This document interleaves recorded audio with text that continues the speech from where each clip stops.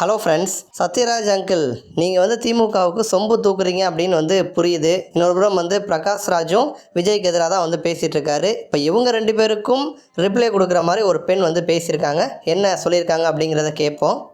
எனக்கு புரியல.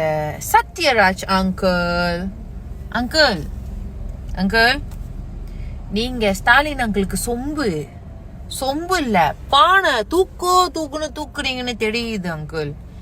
ஆனா அங்கிள் ஒரு விஷயத்த தெரிஞ்சுக்கோங்க. ஒரு சின்ன வரலாறுல இடம் பிடிக்குதுன்னா அதுக்கு உங்களை மாதிரி சில பேரு கதறதான் செய்வாங்க. அது பார்க்கும் போது எங்களுக்கு எவ்வளோ குளிர்ச்சியா இருக்கு தெரியுமா?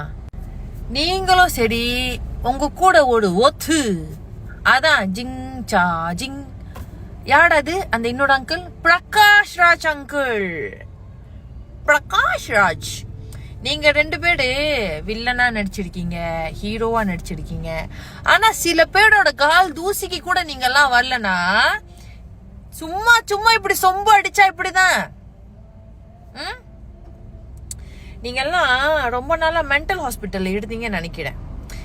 இப்போ எங்க தளபதி வரும்போதுதான், எங்க விஜய் அண்ணா வரும்போதுதான் எல்லாம் கொஞ்சம் தெளிவா தெளியிடுங்களா? அது எப்படிமா சொல்லுவீங்க? நெக்கா போதையில எடுக்கும் போது மண்டையில எலுமிச்சாத்தால ஒரு அடிச்சு தெளிவாக்கும் போது ஒரு தெளிவு வரும் தெரியுங்களா? அந்த தெளிவு தான் இப்போ உங்களுக்கு எல்லாம் மெதுவா வந்துகிட்டு இருக்கு. தெளிஞ்சிடுவீங்க. எங்க தளபதி சிஎம் பதவியில உட்கார்ந்த உடனே நீங்க எல்லாம் தெளிஞ்சிடுவீங்க.